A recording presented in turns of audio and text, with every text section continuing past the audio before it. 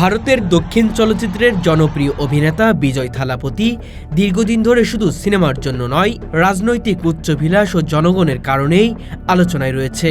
সম্প্রতি রাজনৈতিক মঞ্চে তার পদচারণা শুরু হওয়ার পর থেকেই তুমুল আলোড়ন সৃষ্টি হয়েছে। বিশেষ করে আগামী লোকসভা নির্বাচনে তিনি সক্রিয় ভূমিকা নিতে পারবেন বলে জোর গুঞ্জন চলছে। দক্ষিণ ভারতের তরুণ প্রজন্ম থেকে শুরু করে সাধারণ মধ্যবিত্ত জনগোষ্ঠীর এক বিশাল অংশ তার প্রতি আস্থাশীল। মোদির নেতৃত্বাধীন বিজেপি যেভাবে দক্ষিণ ভারতে জনভিত্তি গঠনে সংগ্রাম করেছে, সেভাবে থালাপতির আবির্ভাব বিজেপির জন্য নতুন চ্যালেঞ্জ হিসেবে দেখা দিচ্ছে।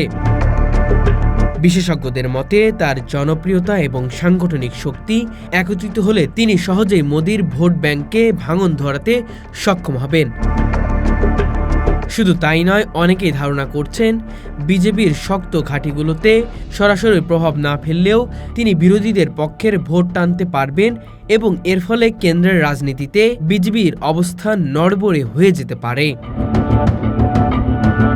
অন্যদিকে দক্ষিণ সিনেমার দর্শকরা জানেন, থালাপতি শুধু একজন অভিনেতা নন, তিনি একজন অনুপ্রেরণাদায়ক ব্যক্তিত্ব।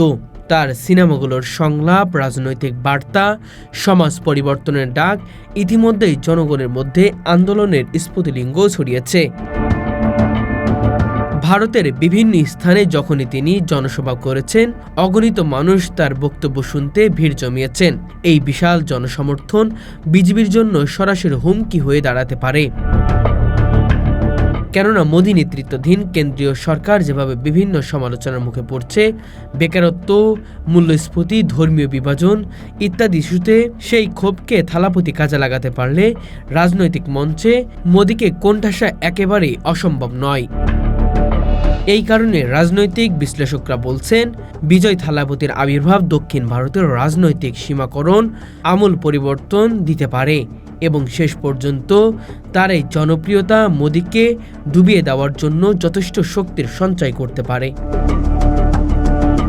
2024 সালের শুরুতে বিজয় থালাপতি আনুষ্ঠানিকভাবে ঘোষণা শুরু করেন যে তিনি টিভিকে নামে একটি রাজনৈতিক দল গঠন করেছেন।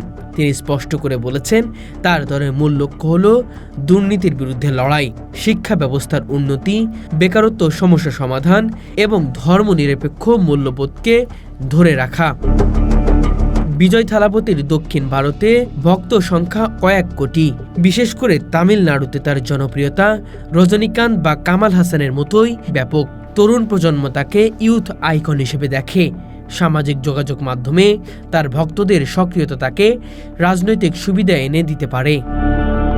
রাজনৈতিক বিশ্লেষকরা বলছেন, যদিও থালাপতির দল একেবারে নতুন, তবুও তার জনপ্রিয়তা তাকে দ্রুত শক্তিশালী অবস্থানে নিয়ে যেতে পারে।